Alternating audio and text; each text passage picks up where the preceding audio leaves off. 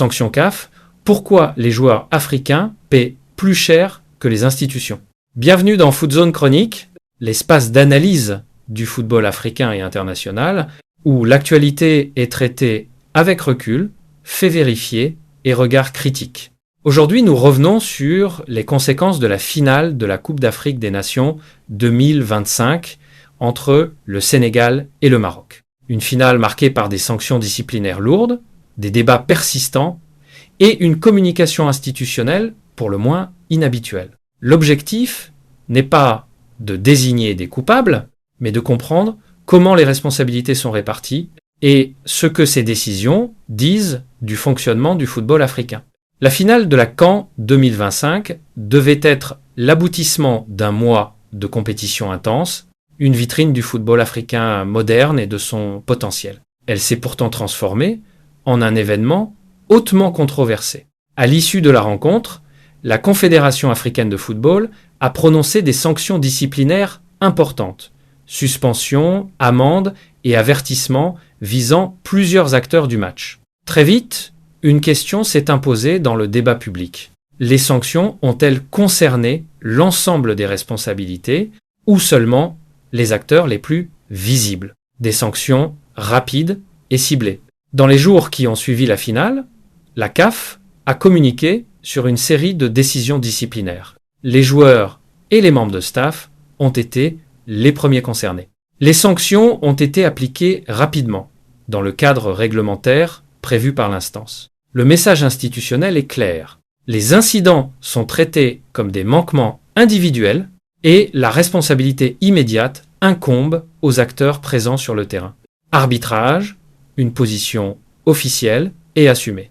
L'arbitrage de la finale a fait l'objet d'un examen interne par la CAF. L'arbitre congolais Jean-Jacques Ndala, directeur de jeu de la finale de la CAN 2025, a été officiellement blanchi.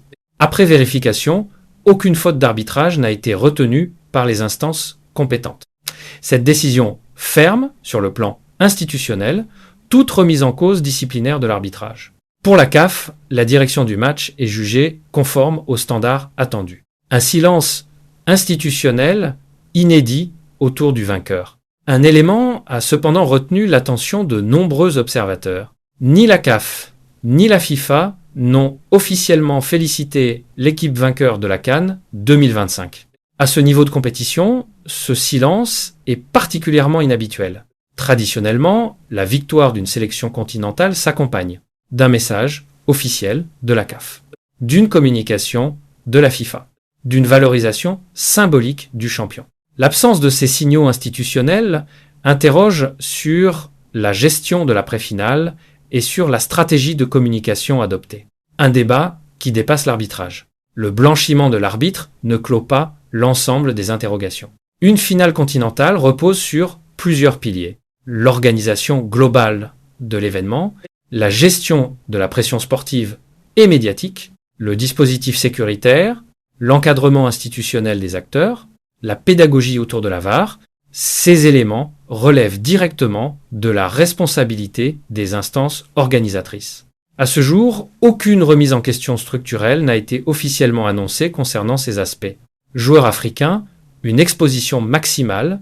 Les principales sanctions ont touché des joueurs africains évoluant majoritairement en Europe. Ces décisions peuvent avoir des répercussions au-delà des compétitions CAF.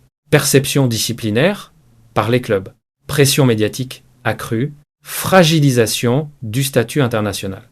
En club, ces joueurs sont souvent présentés comme des modèles de réussite. En sélection, lors des périodes de crise, ils deviennent mécaniquement les plus exposés. La finale de la CAN 2025 secondes inscrit dans une dynamique déjà observée par le passé. Finale sous forte tension, décision vivement débattue. Communication institutionnelle limitée. Difficulté à transformer les crises en réformes durables. La sanction apparaît comme l'outil principal de gestion immédiate. Les réformes structurelles, elles, restent plus discrètes. La CAF affirme aujourd'hui la légitimité des sanctions prononcées, la conformité de l'arbitrage, l'application stricte des règlements. Ces éléments constituent la position officielle de l'instance. Mais une question demeure légitime dans tout système sportif moderne. Peut-on renforcer durablement le football africain sans une réflexion plus large sur la gouvernance, la communication institutionnelle et la répartition des responsabilités? Le football africain dispose d'un potentiel reconnu à l'échelle mondiale. Mais la crédibilité d'une compétition ne se mesure pas uniquement à la qualité du jeu ou à la fermeté des sanctions.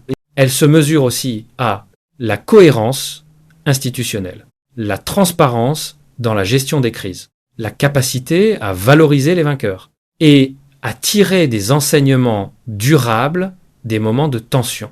Le blanchiment de l'arbitre Jean-Jacques Ndala clôt le débat technique. Le silence institutionnel autour du champion ouvre, lui, une réflexion plus profonde. Tant que ces questions resteront sans réponse claire, les mêmes situations risquent de se reproduire. Et les mêmes acteurs continueront d'en assumer les conséquences. Si cette analyse vous a été utile, abonnez-vous à Foodzone Chronique. Aimez la vidéo pour soutenir le travail d'analyse indépendante. Et surtout, partagez votre point de vue en commentaire. Ici, le débat se construit sur les faits, le respect et la compréhension du jeu. À très vite pour une nouvelle chronique sur Foodzone.